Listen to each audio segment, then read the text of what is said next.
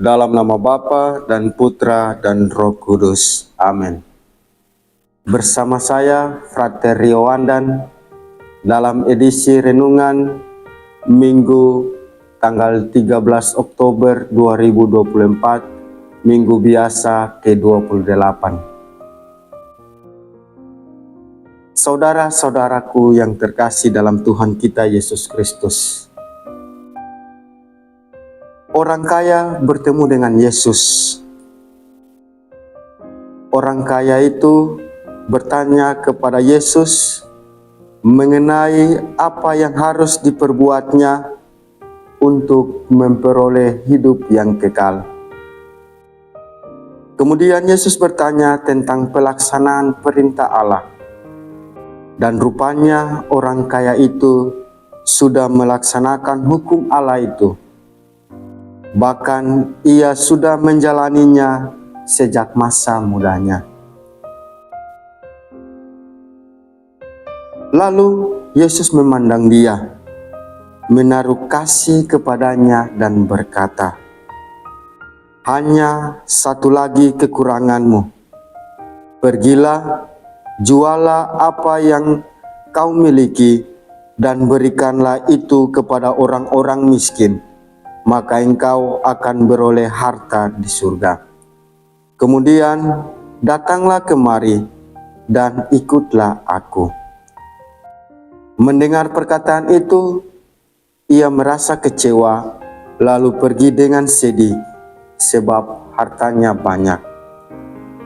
Bapak, Ibu, saudara-saudariku yang terkasih, dalam bacaan Injil pada hari Minggu biasa ke-28 ini, orang muda yang kaya merupakan pencari kebaikan yang sejati. Ia sendiri merupakan orang atau pribadi yang baik, yang mana dikisahkan ia telah menjalankan semua perintah Tuhan. Menurut standar orang Yahudi, orang muda itu sangat mengagumkan. Ia menggambarkan sosok yang ideal bagi banyak orang.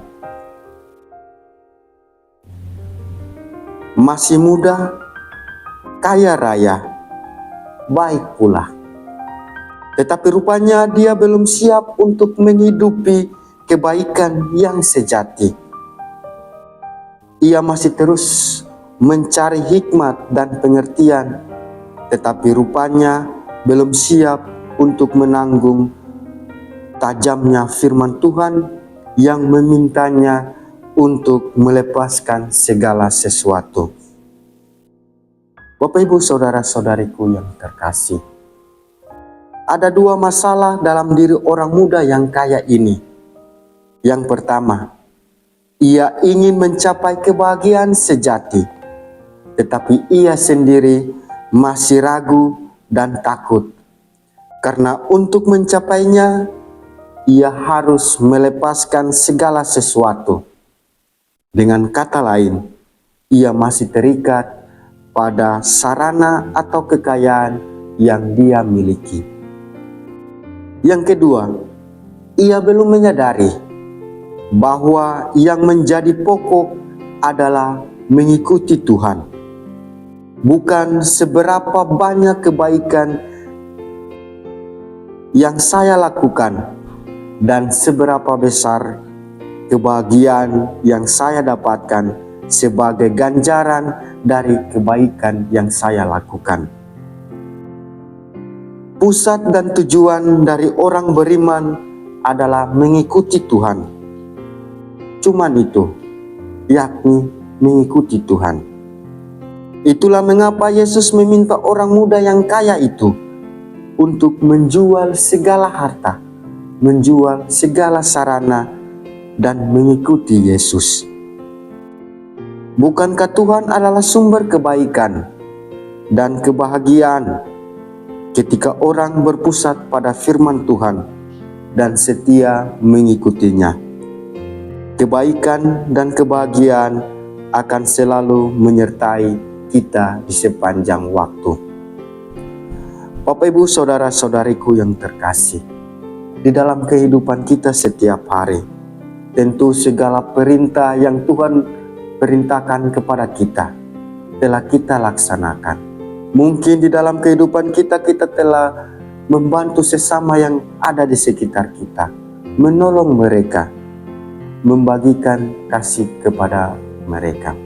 Tetapi satu pertanyaan penting untuk kita, apakah kita menjadikan itu sebagai sarana untuk mengikuti Tuhan? Ataukah apa yang kita lakukan itu hanya menjadi topeng untuk kita, agar kita dapat dipuji oleh orang-orang yang ada di sekitar kita? Ataukah kebaikan yang kita buat itu semata-mata karena kita sebagai pengikut Kristus untuk mewartakan kebaikan Tuhan kepada orang yang ada di sekitar kita? Bapak Ibu saudara-saudariku yang terkasih, ternyata mengikuti Yesus itu menuntut pengabdian yang total. Pelaksanaan hukum saja belum cukup.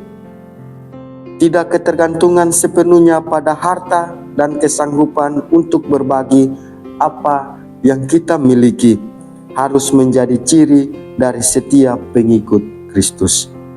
Kekayaan atau harta pun sesungguhnya bisa menjadi sarana bagi kita dalam mengikuti Kristus.